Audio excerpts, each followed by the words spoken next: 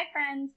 Okay, now that you have listened to or read the article, The Panda Bear, we're going to go ahead and write a summary for it. And remember, a summary is just a shortened retelling of a longer text. It gives the reader a good idea of what the whole text is mostly about. It's kind of similar to main idea, it's just with a little bit more details. Main idea was one sentence, while a summary is a little bit more than that because we're going to include all of our supporting details. So we're going to use the graphic organizer that we introduced last time, and we're going to fill in each section based off of the information from our passage. So the first one is title and author. We have, the title is The Panda Bear, so I'm going to go ahead and write in The Panda Bear. And this passage doesn't have an author, and that's okay. Some passages you will have an author, some you won't. So we're just going to leave it with the Panda Bear. The next section is the author's purpose. Now, if we think back to when we were learning about author's purpose, there's three reasons why an author writes a story or a passage or a text. It's either to persuade us to change our mind about something, to inform us with real facts about a real topic, or to entertain us, to just make us kind of laugh and enjoy the book. Well, I had mentioned in our last lesson that anytime we read an expository text or an informational text, the reason is always going to be that the author wants to inform you. They're trying to teach you real facts about a real topic. So in this article, the author is trying to inform us about panda bears. So I know that the author's purpose is to inform us. Next, we have the main idea. And so you guys are pros at main idea. We spend a lot of time learning about main idea. Remember, main idea is what the author is mostly talking about. You're going to use clues like the title, clues like pictures, clues like what words did the text use repeatedly over and over. So if you're looking at this story,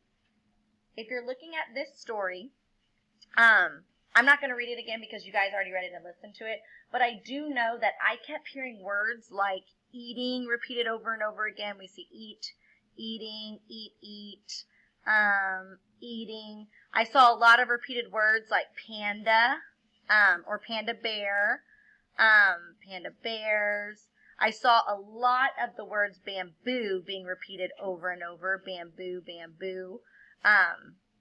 Panda's eating. So those were the words that I saw repeated the most, were panda, bamboo, and eating or eat. Plus I saw my picture here, which was a bamboo. My title is The Panda Bear, and I read my first and last sentences. So we all have favorite foods that we enjoy eating, and I even kind of went on to the second sentence on this one. The panda bear is an omnivore but loves to eat bamboo. And then my last sentence says pandas must really love bamboo. So as I kind of read the whole thing, I know that the author was mostly teaching us about how panda bears love to eat bamboo. I can even include, I liked how the second sentence said that it's an omnivore, but it loves to eat bamboo. And so since this passage, or since this article mostly talked about panda bears eating bamboo, my main idea is pandas love eating bamboo. One simple sentence was pretty much what the whole thing was about. So now I need to include 3 supporting details. These are details from the story that can support or prove our main idea about pandas loving to eat, how pandas love eating bamboo. So I'm going to just find some sentences that support that and prove that main idea right there. So let's see. I like this one right here. Pandas love eating bamboo so much that they munch on this plant for up to 12 hours each day. So that's going to be one supporting detail. So I'm going to write that here. Pandas love eating bamboo so much that they And you know what, I can even kind of use my own words instead of that they munch on this plant for up to 12 hours each day.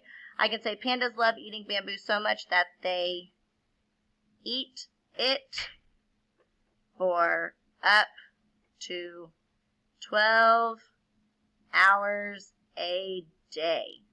So that's one supporting detail that supports pandas loving to eat bamboo. Let's find another one. Let's see.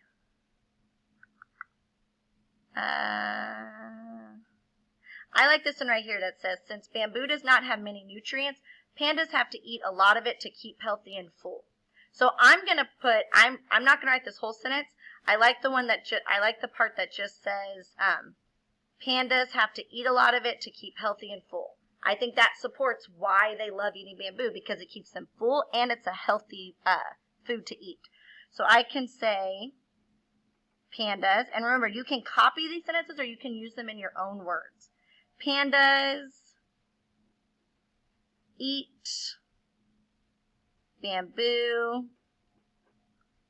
to stay full and healthy. So this sentence I turned into my own words. Instead of, I said pandas have to eat a lot of it to keep healthy and full, I just said pandas eat bamboo to stay full and healthy. And now I need one more supporting detail.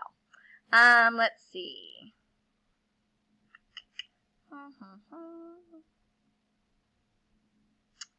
I think I like the sentence up here where it says the panda bear is an omnivore but loves to eat bamboo. I think I'm going to put a panda bear is an omnivore but loves to eat bamboo, because an omnivore eats meat and plants. And this one, that sentence kind of supports that they love eating bamboo too, because even though they can eat meat like fish or any other type of meat, they still choose to eat bamboo. So I can say pandas are omnivores, but still love to eat bamboo.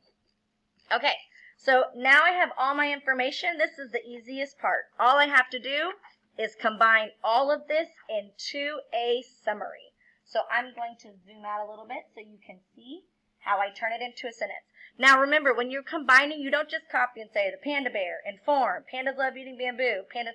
You have to make it into a sentence that makes sense.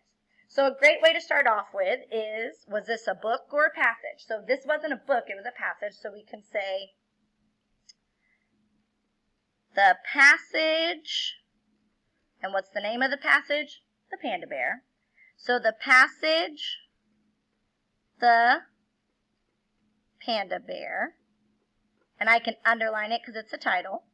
The passage, the Panda Bear, and we don't have an author, so we don't need to say by anybody. So we're going to keep going. The passage, the Panda Bear, was written to, why was it written? To persuade, inform, or entertain us. It was written to inform us. So the passage, the Panda Bear, was written to inform us about what? Our main idea. Pandas love eating bamboo. So I'm not going to say it was written to inform us about pandas love eating bamboo. We can make it make more sense. The passage, the Panda Bear, was written to inform us about how pandas love eating bamboo. That's my first sentence. Now all I need to do is include my supporting details, and I'm just copying those over. So this would have kind of been more of a main idea, but now a summary gives us a little bit more, a little shortened retelling of what we read without telling us every single detail. So I'm just going to add pandas love eating bamboo so much. Eating bamboo so much that they eat it for up to 12 hours a day. Period. Now I'm going to copy my second one here, And then I'm going to copy my third one here. And that gives us an entire summary. We started off with the passage, "The Panda Bear," was written to inform us about how pandas love eating bamboo. We included the title. We included the purpose of why the author wrote it. We included its main idea. And now we're going to include the last 3 details. I'm not going to write it because I think we kind of get the point. So just make sure you include each little section, and then the last part should be your 3 details. And that's a shortened retelling of what you just read.